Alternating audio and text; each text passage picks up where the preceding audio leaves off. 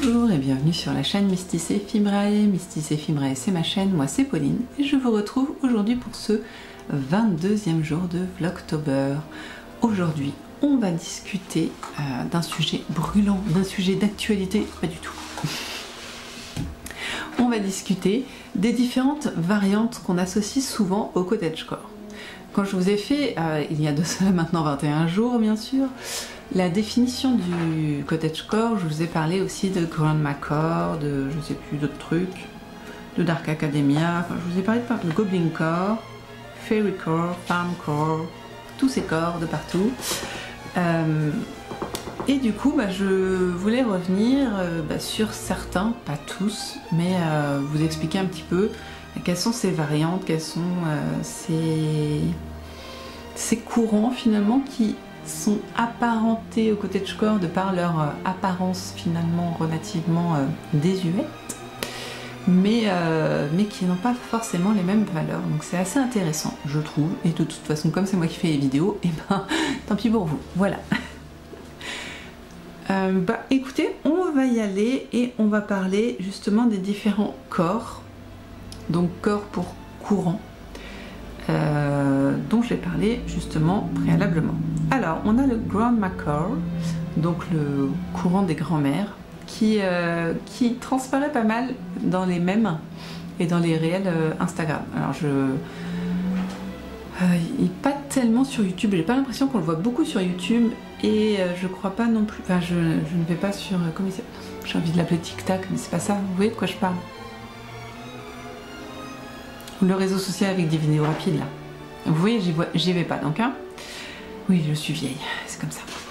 Donc, le Grandmacore, qu'est-ce qu'on peut en dire? Et le Grandmacore, ça s'apparente pas mal au cottagecore, mais en fait, en plus d'idéaliser la nature, la vie calme, on va y associer l'image de la grand-mère à cela, mais la grand-mère telle que moi je l'ai eue en fait, hein, des grand-mères pas qui n'existent plus, mais qui sont vraiment désuètes, c'est-à-dire qui restent à la maison, qui s'occupent des petits-enfants, qui font des confitures, des compotes, des pâtes de fruits, qui cuisinent toute la journée, qui font le ménage, enfin vraiment, c'est le cottagecore, mais on va y ajouter la mode de nos grands-mères, quoi. C'est-à-dire que, alors je n'ai plus de grand-mère, hein, mais mes deux grand-mères sont décédées à un âge avancé, et je dirais quoi, les grand-mères des années 90, quoi. Un petit peu ça, vraiment les grand-mères de l'ancien temps. Alors, ouais, si, mes deux grand-mères étaient un peu comme ça. Donc on va retrouver, surtout dans la mode vestimentaire, parce que je vous ai dit, dans les valeurs, on est assez proche du cottagecore, mais dans un côté vestimentaire, on va retrouver les gros pulls en laine qui grattent, avec des gros motifs, les bretelles, un peu, vraiment la mode un peu paysanne, et un peu moins, j'aurais tendance à dire, princessisée que le cottagecore, voilà. Mais le confort, je pense qu'on va surtout rechercher le confort dans le Grandmacore. On va donc passer maintenant, parce que j'ai plus rien à vous dire sur Grandmacore, donc sur le Fairycore. Alors là, le Fairycore, le courant des fées du coup, on va s'identifier aux fées. Donc une des premières choses qui vont être faites, c'est de s'ajouter des ajouts d'oreilles, que ce soit en silicone, je pense qu'on peut dire silicone en matière synthétique qui fait réel, ou il y a des très jolis bijoux aussi d'oreilles qui font des formes d'oreilles elfiques, c'est juste magnifique, mais bon, passons. Donc du coup on va pouvoir se mettre ça à partir de là, à partir du moment où on commence à se mettre des oreilles d'elfe, bon, on est plus vers le fairycore que dans le cottagecore. On va s'imaginer finalement qu'on est une fée des bois, donc on va beaucoup plus que dans le cottagecore, où pour ma part je privilégie entre guillemets mon foyer. Là on va plus privilégier vraiment la nature, les bois. J'ai vraiment cette image de petites fées qui courent dans la mousse, vous voyez. sous la pluie ou sous le soleil, enfin voilà. Un peu l'effet dans, encore une fois, mon âge, retransparaît dans le premier Fantasia, au moment où ils illustrent Tchaïkovski, j'ai trouvé un. Vous êtes en train de me le crier, je le sais. Casse-noisette, voilà.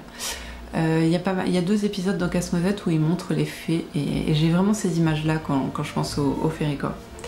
Donc plutôt des fées des bois, voilà, les valeurs sont plus proches de la nature, vraiment des références aux natures, pas mal de bijoux et on va idéaliser aussi un petit peu la magie de la nature, l'évolution des plantes, mais pas dans le contexte de jardinage, là c'est vraiment la nature libre, voilà. Et là, on va porter des robes de fées, on va porter des robes de tulle, des trucs qui volent dans tous les sens, qui gonflent comme ça, qui sont très très serrés, un peu décolletés, voilà, des petites fées. Ou alors, il y a aussi les fées, on peut aussi faire du Féricor masculin, bien sûr, et là on va plutôt porter des pantalons un peu serrés, éventuellement des chemises un peu de pirate, ça donne un joli genre, et des ailes de fée, pourquoi pas, enfin voilà. On est dans cette optique-là. Encore une fois, c'est des recherches faites plutôt sur Instagram ou aussi sur des articles trouvés sur Internet. Donc, ce n'est qu'une vision que j'ai. Hein. Je n'ai pas du tout parole d'évangile. Hein. C'est une constatation que j'ai faite. Dans le même genre, on a le witchcore, donc witchcore, le courant de la sorcière. Donc là où le Féricor était plutôt dans une ambiance beige, vert, marron, jaune, couleur pastel, vous voyez. Là, le witchcore, on est plutôt vers on peut garder le marron, mais on va y associer le orange, on va y associer le noir, on va y associer le violet foncé, voilà. On est plutôt sur du dark, quoi, les vraies sorcières, excusez-moi, mais les sorcières dans l'imaginaire. Voilà. Et là, bah, on va aussi pouvoir, dans les valeurs, penser à la nature, parce qu'on a déjà parlé un petit peu de magie, donc là, voilà, on imagine un petit peu la nature, on va plutôt dans le côté dark. Alors non, on se fait pas de nez crochu, surtout que moi j'ai déjà l'appendice qu'il faut, donc voilà, on va s'arrêter là. Pas trop de changements physiques, mais voilà, des vêtements plutôt sombres, un peu qui volent au vent un petit peu, vous voyez. Et le witchcore va vraiment être empreint de magie, va être empreint de sorts, beaucoup de bougies, beaucoup de rassemblements entre sorcières. Voilà, on est dans ce genre de choses. Qui se rapproche plus du hobbitcore, du coup on va essayer d'oublier un petit peu le witchcore, le hobbitcore. Alors le hobbitcore, lui, il est venu suite au Seigneur des Anneaux, le film, hein, parce que le Seigneur des Anneaux, le livre, ça fait un moment qu'il existe, mais le hobbitcore a vraiment pris son essor avec le Seigneur des Anneaux, la communauté de l'anneau. Et je comprends, franchement, je comprends, parce que l'imaginaire du Hobbit dans le Seigneur des Anneaux est juste incroyable, j'adore. Personnellement en tout cas. Donc on peut là, encore une fois, se rajouter les petites oreilles. On peut imaginer qu'ils ont les oreilles un petit peu pointues. Oui, c'est ça. On essaye de se balader pieds nus. On a des vêtements un petit peu ruraux, plutôt courts. Encore une fois, des bretelles, des manches bouffantes, voilà. Et surtout là, on est sur vraiment la nourriture. La nourriture, vraiment. La nourriture, la liberté, le laisser vivre. Voilà. Donc c'est ça, je peux comprendre qu'on se revendique hobbitcore. Après, à vivre à la longue, je pense que c'est pas simple. Mais je dirais que faire quelques week-ends hobbitcore, ça peut être bien rigolo. Voilà pour ça. Est-ce que j'en ai rajouté de ce côté-là? Je ne sais pas, je vais vérifier hein, quand même. Tant qu'on est dans les corps, autant qu'on soit complet. Non? Ok. Alors bien sûr, il y en a plein d'autres. Des variantes qui se croisent entre eux, des machins, les sorcières blanches, je sais pas, des sorcières noires. Enfin, je pense qu'on peut tout inventer. Mais en gros, ceux-là, en plus du cottagecore, sont relativement présents, relativement globaux, j'ai tendance à dire. Et encore une fois, on les voit très souvent dans les réseaux sociaux. Je ne sais pas si vous avez vu ce mème qui tourne. Alors, bon, les réseaux sociaux nous montrent ce qu'on a envie de voir, donc forcément, moi je l'ai vu beaucoup de fois déjà. Mais peut-être l'avez-vous vu. C'est une personne qui regarde à sa fenêtre, je crois, et après il a été retourné plusieurs fois, mais c'est assez rigolo. Et les sous-titres disent si vous êtes né entre 90, je crois, ou même avant, entre 73 et 2000 à peu près, hein.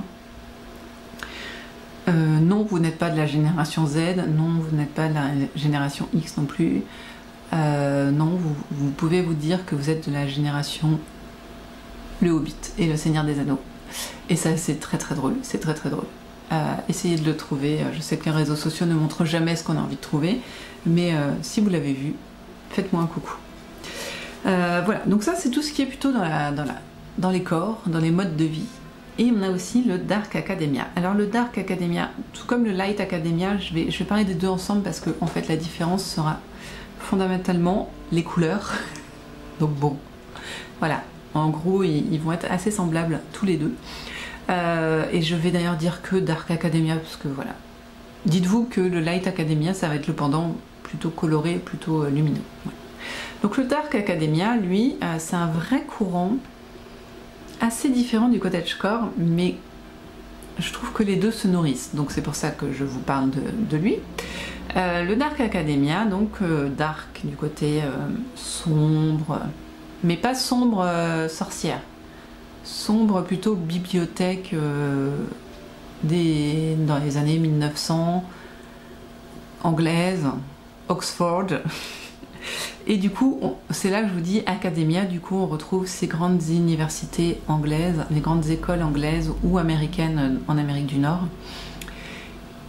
et leurs idéaux de travail, d'élever la société, de faire de grands juristes, de passer des journées dans la bibliothèque à apprendre des choses plus ou moins intéressantes. Voilà. Et le Dark Academia, pour regarder énormément de vidéos ASMR musique, Dark Academia, c'est un univers qui est très très apaisant, je trouve.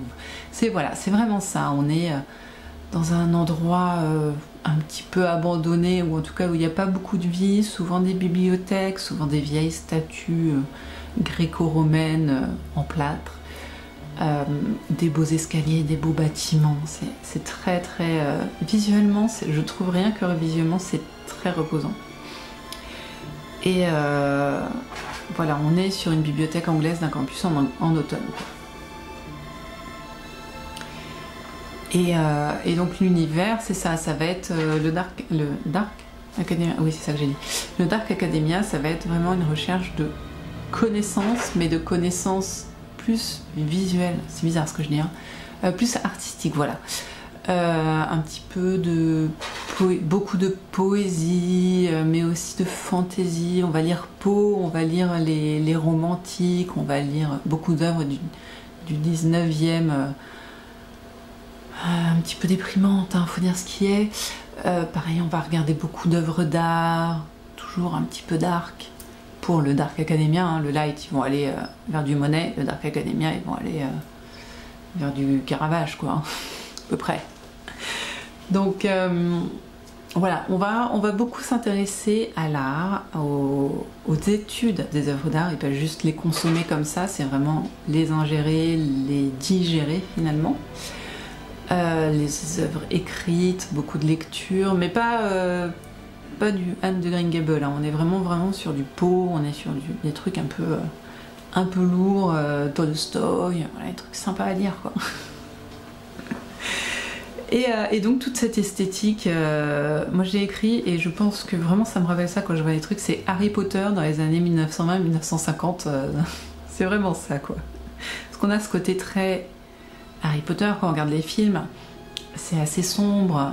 Vous voyez, Hogwarts, il est enfin, même si ça peut être très, très lumineux à Noël, il y a quand même des recoins, enfin c'est...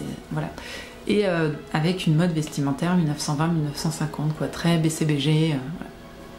Les petits... comment on dit, les petits gilets là, sans manches, voilà, ce genre de choses.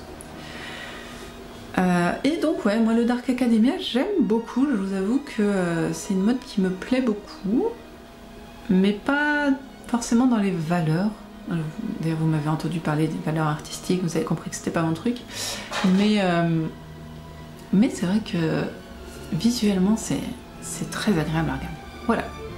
Bah écoutez, on est à 15 minutes pile, je n'ai rien d'autre de noter, donc si vous connaissez d'autres variantes ou dissidences, ou enfin voilà, du cottagecore, surtout n'hésitez pas à me mettre en commentaire, ça m'intéresse beaucoup de découvrir des nouvelles choses. Si vous êtes adepte d'un des courants dont je viens de parler et que j'ai dit des bêtises, qui est totalement possible, n'hésitez pas à me corriger, et ou juste si vous voulez me faire un petit coucou aussi. Voilà, les commentaires sont tout à fait ouverts. Merci beaucoup d'avoir regardé cette vidéo, j'espère vraiment qu'elle vous a plu. C'est vraiment un plaisir de partager avec vous, de lire vos commentaires et d'y répondre. Et quoi d'autre? Et puis de voir que ça vous plaît, parce que franchement c'était pas gagné, j'avais un petit peu peur, mais ne serait-ce que de voir que ces vidéos donnent envie à certains de se plonger un petit peu plus dans le cottagecore ou juste s'y intéressent. Moi ça me fait énormément plaisir en tout cas. Donc merci vraiment de regarder ces vidéos. Nous en attendant, on va bien sûr se retrouver demain pour une nouvelle vidéo. En attendant, prenez soin de vous, prenez soin de ceux que vous aimez. Et encore une fois, vous faites bien ce que vous voulez, hein, vous portez ce que vous voulez et le plus important c'est de vous faire plaisir et de prendre soin de vous. Donc nous on se retrouve demain pour une nouvelle vidéo. À demain, bye bye.